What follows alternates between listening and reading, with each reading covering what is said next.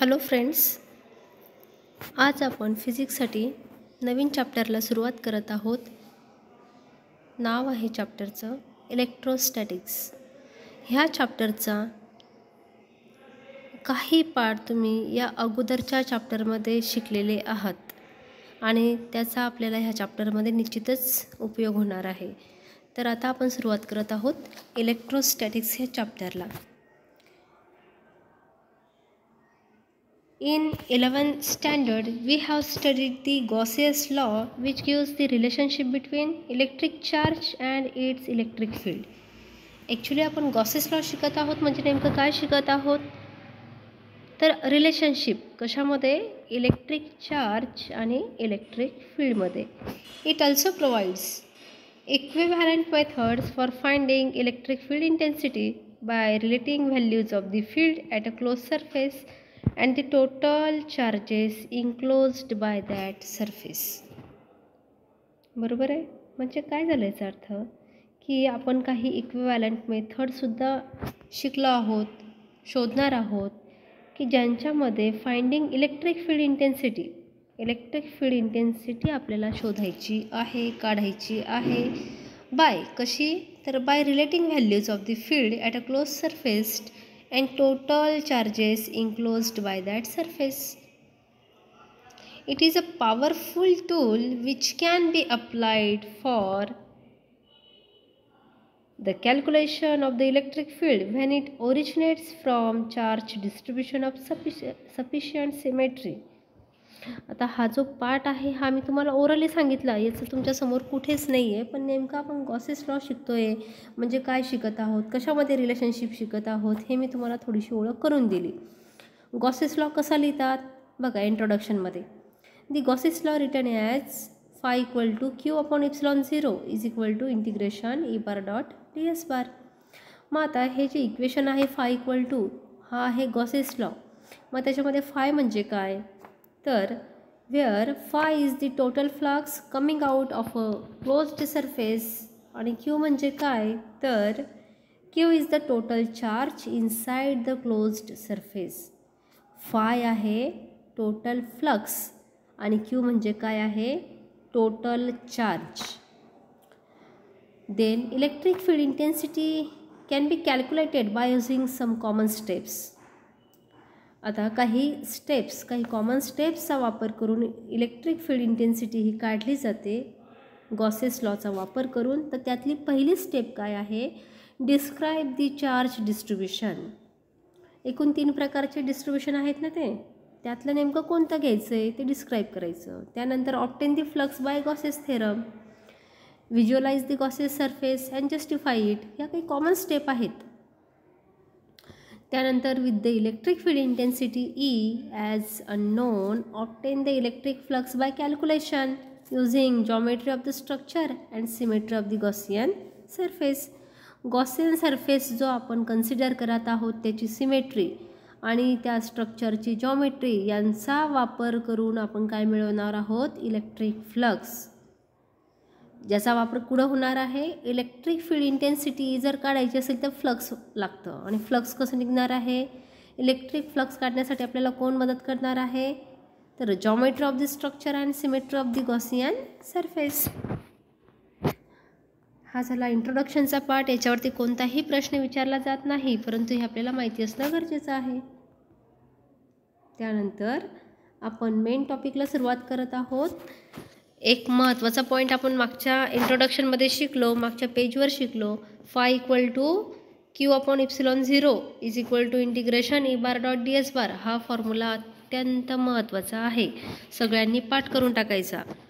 आता घेत आहोत आपण 8.2 that is application of Gauss's law आणि त्यातलं पहिलंच ॲप्लिकेशन आहे 8.2.1 electric field intensity due to uniformly charge spherical shell और हॉलो स्पियर. तुमच्यासमोर डायग्राम आहेच.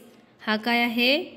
एक युनिफॉर्मली चार्ज हॉलो स्पियर आहे किंवा त्यालाच काय म्हणू आपण? Spherical shell. बघा त्याची ही डायग्राम, दोघंही डायग्राम त्याच आहेत, फक्त एक तुम्हाला प्रत्यक्ष दाखवलेला आहे तो स्पियर कसा असेल आणि दुसरं म्हणजे काय आहे ते आपण स्केमॅटिक रिप्रेझेंटेशन म्हणून त्या पद्धतीने काढलेली आहे. काय काय दिसतंय तुम्हाला डायग्राममध्ये? एक सर्कल, बरोबर आहे, त्यालाच म्हणतो आपण गॉसियन सरफेस, त्याच्यामध्ये रेडियस कॅपिटल आर. त्यानंतर एक पॉईंट पी कन्सिडर केलेला आहे, ज्याचा सरफेस आहे ds बार. त्या ठिकाणी असणारे इलेक्ट्रिक फील्ड इंटेन्सिटी हे युनिफॉर्म आहे, ई बारने आपण त्या दाखवलेल्या आहेत. तर ह्या कन्सेप्टमध्ये डायग्रामवरून डिस्क्रिप्शन द्यायचं आहे. डायग्राममध्ये जे जे आपल्याला दिसलं ते आता आपल्याला लिहावं लागेल. काय आहे डायग्राममध्ये? So consider a sphere of radius capital R. एक स्पियर घेतला ज्याची रेडियस किती आहे? Capital R, with its centre at O. तर त्या स्पियरचा सेंटर कुठे आहे? पॉईंट ओ, जो की मध्यभागी. Charge to a uniform charge density sigma.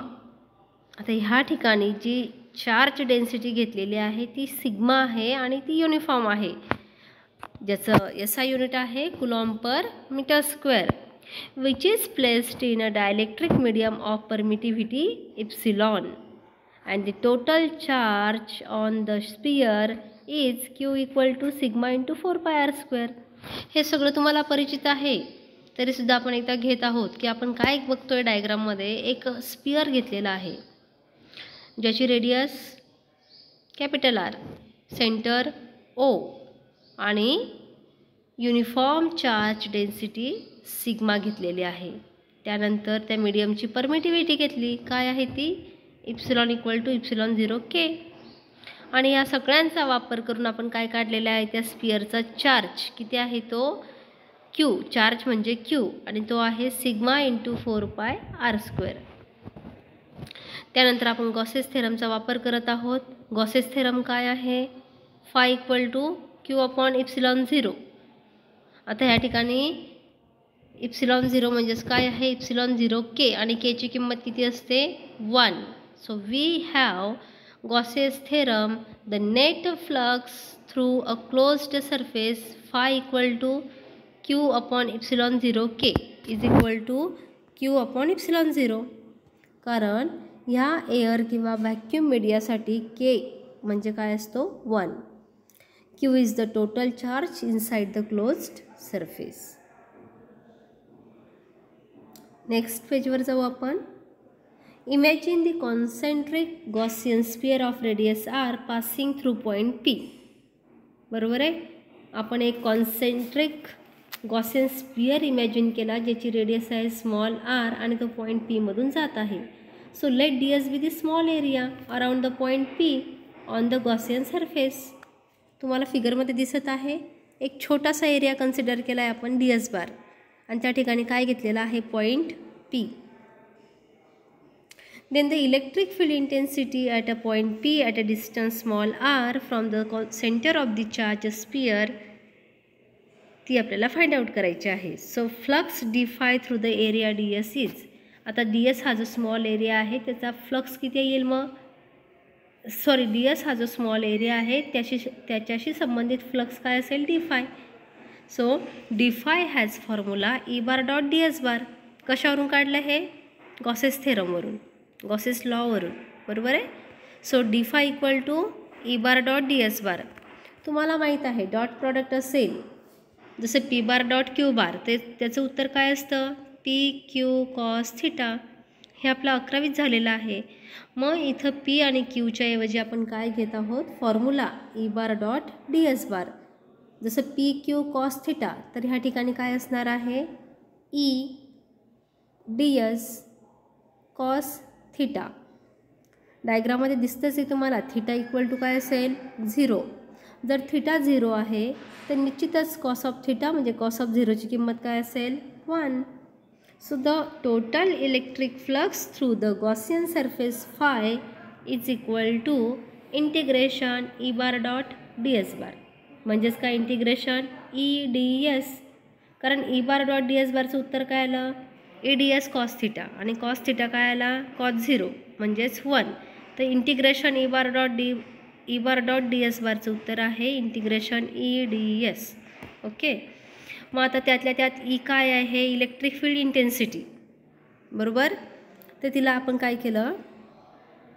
Constant आहे म्हणून इंटिग्रेशनच्या बाहेर काढली. सो इंटिग्रेशनच्या बाहेर ई म्हणजेच इंटिग्रेशनमध्ये काय आलं मग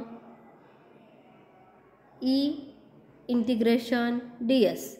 आणि हा जो स्पियर आहे, हॉलो स्पियर आहे, तर त्याच्या छोटासा एरिया जो कन्सिडर केला होता डी एस, त्याला जर इंटिग्रेट केला तर उत्तर असणार आहे 4πr². म्हणून फायचं उत्तर भेटलं तुम्हाला equation number 2, phi equal to E into 4πr².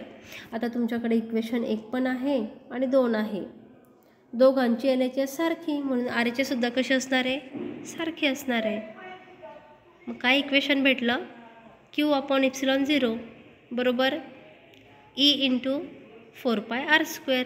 त्याच्यावरून E काढला तर उत्तर आलं, किंवा इक्वेशन रिअरेंज केलं, E बरोबर Q/4πε0r².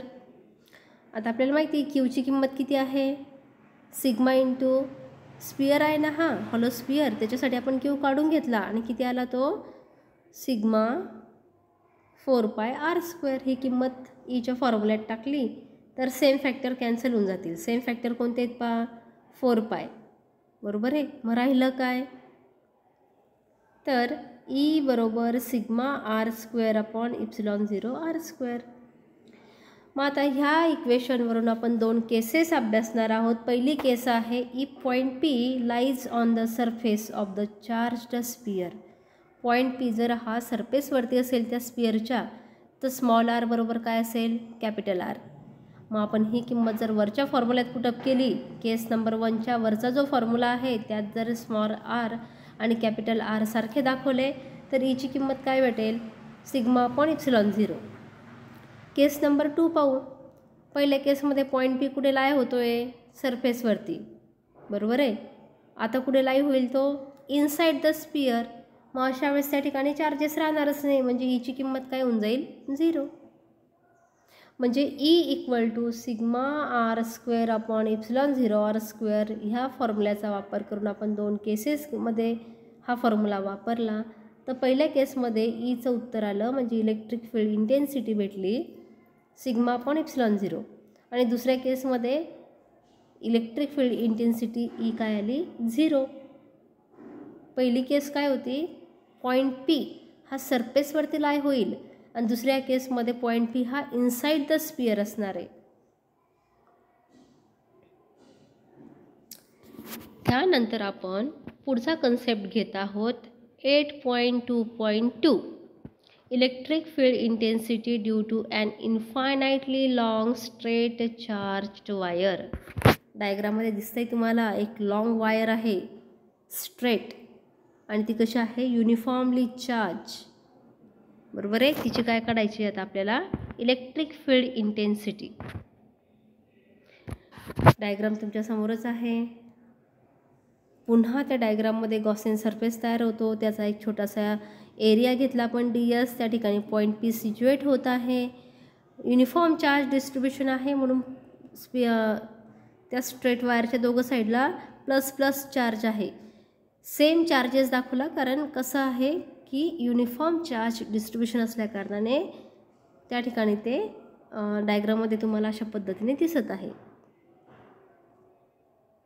So consider the uniformly charged wire of infinite length having a constant linear charge density lambda. बघा, लॉंग स्ट्रेट चार्ज्ड वायर होती, तर या ठिकाणी कोणती चार्ज डेन्सिटी वापरली आपण, लिनियर चार्ज डेन्सिटी, आणि तिचा सिम्बॉल काय असतो, लॅम्बडा, किंवा त्यालाच काय म्हणतात, चार्ज पर युनिट लेंथ. ती आपण कन्सिडर केली.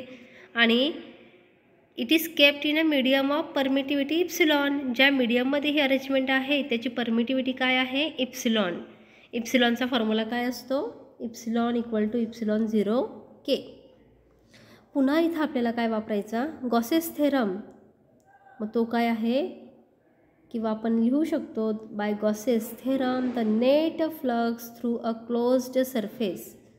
मग तो गॉसेस थेरम ह्या सरफेससाठी, लॉंग स्ट्रेट वायरसाठी वापरला, तर फॉर्म्युला आहे इक्वेशन नंबर 1, म्हणजेच काय, phi equal to Q/ε0k is equal to Q upon epsilon 0, कारण केची किंमत काय आहे व्हॅक्यूम किंवा एअरसाठी 1.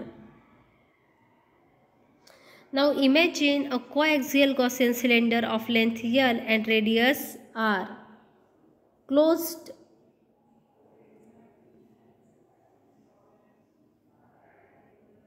at each end by the plane caps normal to the axis.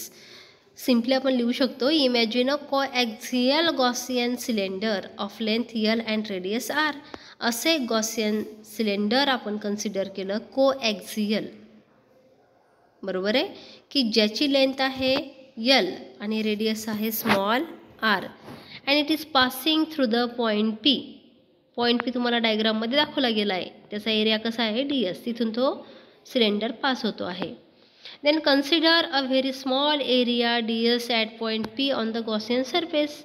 मागच्या टॉपिकला जे शिकलो तेच इथे पुन्हा, की एक छोटासा एरिया, स्मॉल एरिया कन्सिडर केला ds, ज्याच्यातून पॉईंट P हा पास होत आहे. To find the electric field intensity at point P. आता पॉईंट P तुम्हाला दिसत आहे, ज्याचा एरिया ds, त्या ठिकाणची काय काढायची आहे electric field intensity. So to find the electric field intensity at point P at a distance r from the charge wire, flux defined through the area ds has formula. Gauss's law वापरू या ठिकाणी. मग काय असेल, d phi equal to E bar dot D S bar. Dot product आहे, याचं उत्तर काय असेल E D S cos theta, पुन्हा थिटा 0, मग cos theta equal to cos 0 बरोबर उत्तर काय आलं 1. तर आपल्याला फायनल उत्तर काय भेटलं E D S cos theta बरोबर ई डी एस, कारण कॉस थिटा 1 होऊन गेला. The total flux through the Gaussian surface phi equal to integration E bar dot D S bar.